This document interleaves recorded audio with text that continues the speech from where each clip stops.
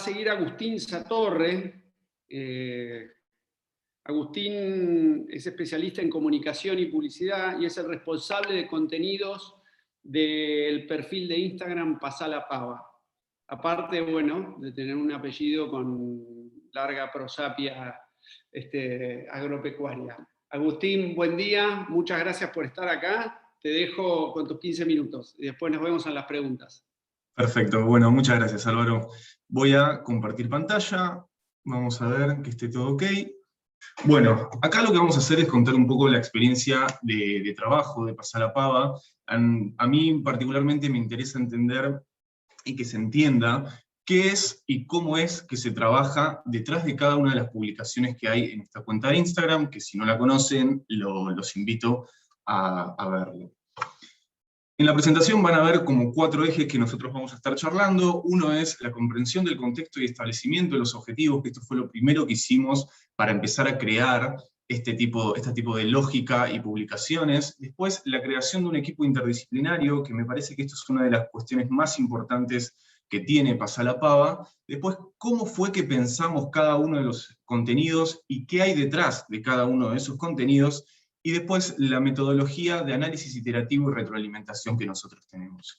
Entonces, entendiendo esto, lo que voy a hacer es pasar al primer punto, que es la comprensión del contexto y establecimiento de objetivos. Y creo que esto se alinea bastante con todo lo que es la investigación de CATE, la lógica y lo nutritivo que es ese tipo de investigaciones, que es que nosotros antes de empezar a trabajar en los contenidos y las publicaciones de todo lo que es Pasá la Pava, empezamos a ahondar en encuestas, en artículos, en entender cuáles son los referentes del campo, en qué es lo que se está comunicando, cómo se está comunicando, cuáles son los racionales que hay detrás de esa comunicación.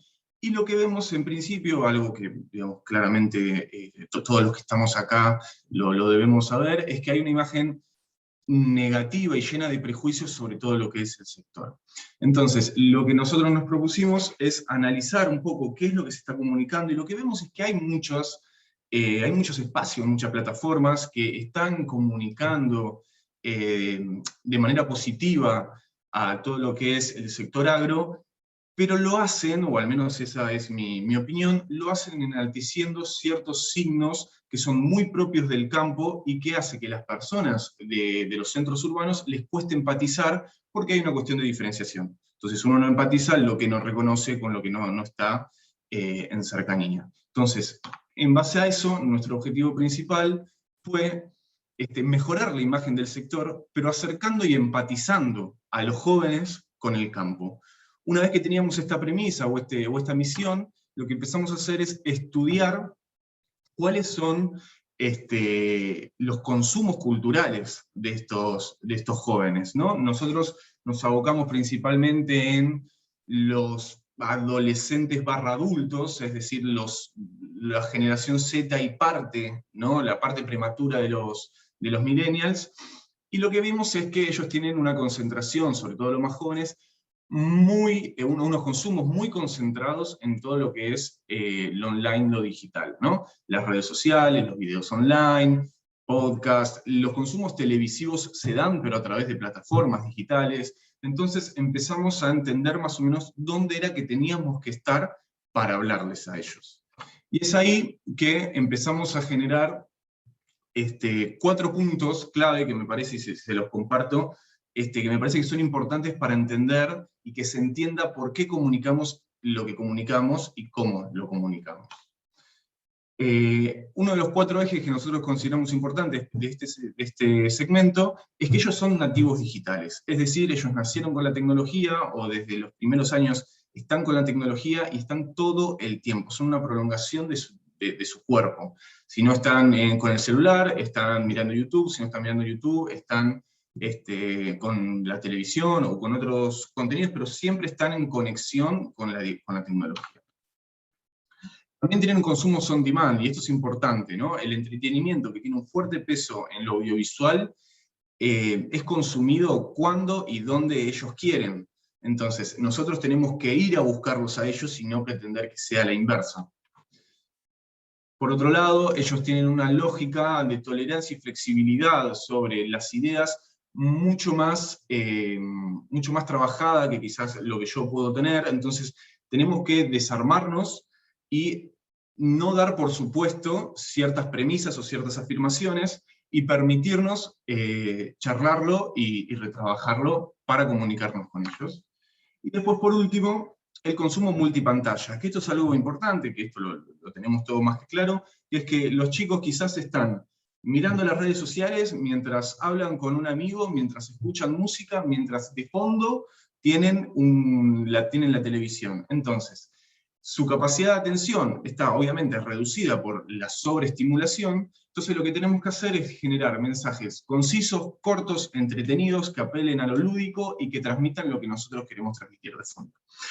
En base a eso, lo que nos dimos cuenta, o lo que consideramos, era que una cuenta en Instagram, si bien Pasá la Pava tiene presencia en TikTok, tiene videos subidos también en YouTube y demás, consideramos que Instagram era el principal canal para nosotros poder comunicar este tono descontracturado y nosotros ir hacia los chicos, ya que los chicos navegan naturalmente esta plataforma. En cuanto a todo lo que es la creación del equipo interdisciplinario, lo importante acá es entender que hay personas de redacción, de diseño, de animación, hay también ilustradores, hay un community management, hay estrategia de pauta que están trabajando, y no todos son expertos del campo. De hecho, algunos trabajamos para el campo, lo tenemos como clientes, otros directamente nunca trabajaron en el campo. Después también tenemos a lo que son productores, empresarios e interesados que nos apoyan, otorgando no solo recursos, sino lo que considero más importante es tiempo, información, opiniones y feedback, que mes a mes nos generamos, digamos, un espacio de intercambio en donde se va haciendo todo un trabajo de conversación sobre cuáles son los contenidos que gustaron, cómo es que rindieron, qué es lo que podríamos hacer el mes que viene y demás. Yo particularmente creo que esta lógica de decir, bueno, quienes diseñen, que sepan diseñar, quienes animan, que sepan animar, quienes crean los contenidos, que sepan crear los contenidos pensando en el target, y después también, además, tener información de las personas que son obviamente propias del sector. Toda esa interdisciplinariedad es lo que hace, digamos, muy rico a este proyecto de Pasá la Pava. Y lo que lo hace también orgánico, ¿no? En donde lo que nos permite es generar una estrategia de contenidos que mantenga la lógica de consumos culturales de los chicos. Y acá nosotros pusimos 4 ejes fundamentales, digamos, para entender cómo es que pensamos detrás de cada uno de estos contenidos, en donde el primero es que buscamos que los contenidos sean simples, divertidos y con un tono y dinamismo moderno, ¿sí? No buscamos darle enorme cantidad de datos, porque sabemos que los chicos están scrolleando, vieron una foto de un amigo, vieron un video gracioso, y después se encuentran con nuestro contenido. Entonces, lo que buscamos es que vaya dentro de esa lógica lúdica que él estaba esperando en ese consumo cultural. Después también, cuando nosotros hablamos de la importancia del sector y qué es lo que propone el sector, y justamente buscamos esa empatía con los chicos, lo que hacemos es, lo mostramos de una manera amena. Buscamos que los datos sean simples, que sean fáciles de digerir, que tengan gags, que tengan chistes, que tengan un humor, que sean blandos. Por último también, es algo muy importante, es que nos apalancamos en las tendencias. Esto es algo importante, siempre que uno se apoya en tendencias de coyuntura de ese momento, hay picos de interacciones y de interés. Nosotros, esto es solo a modo de ejemplo, una de las cosas que colocamos era cuando estaba ya hace casi un año, estaba en boca de todos el Among Us, que era un pequeño juego. Nosotros lo usamos para hablar de los insectos benéficos y los insectos plaga, en donde propusimos un pequeño juego en donde entre todos los benéficos había uno plaga, y había que ver cuál era y descubrir cuál era. La verdad que los chicos y no tan chicos, ¿no? Estamos hablando de entre 17 y 24 años, les encantó, lo estuvieron jugando, conversaban y demás. Y esto, más allá de que la idea en sí está buena y la idea lúdica está buena, haber usado un signo que claramente era fácil, o sea, que era muy identificado por ellos, como es el Among Us, ese juego, en ese momento, fue lo que generó ese pico de interacción. Y después, por último, también ponemos especial cuidado en temáticas que podrían resultar sensibles, ¿sí? Hoy por hoy, sobre todo en los más jóvenes, todo lo que es el consumo de carne de cualquier manera, o lo que, digamos, el trabajo sobre el animal está con una sensibilidad especial, y nosotros cada vez que tocamos esos temas, por ejemplo el último posteo que nosotros ahora subimos, que los invito a verlo, genera mucha conversación, ¿no? En principio siempre aparecen comentarios que son hostiles, que buscan, digamos, el ataque a la persona, digamos, al community manager, a nosotros como cuenta, pero lo que hacemos nosotros es evitar generar controversia para generar conversación. Aceptamos su punto, valoramos su punto, damos el nuestro sin buscar un choque, ¿no? Recordemos que nuestra misión era acercar y empatizar al sector con los jóvenes de la ciudad, por lo tanto no tenemos que ir a defender y a imponer lo que nosotros hacemos, sino a conversar y a proponer un ida y vuelta. La realidad es que esto como estrategia siempre nos ha resultado muy bien. Han terminado, digamos, las conversaciones que empezaban de una manera muy, muy hostil, terminaban en agradecimientos, nos terminaban siguiendo, nos daban el like. La realidad es que creemos que bajo esta lógica es para donde tenemos que ir.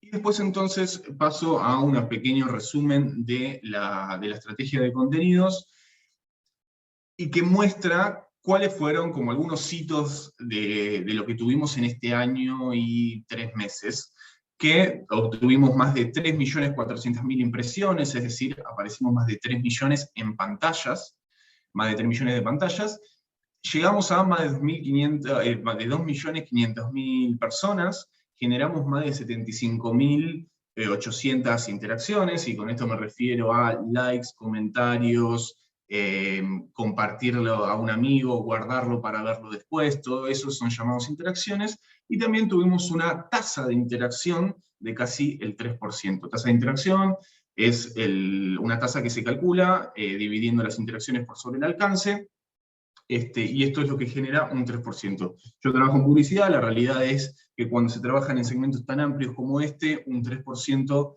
es alto, es bastante alto. Que cada 100 personas, 3 quieran interactuar con vos, es una muy buena señal.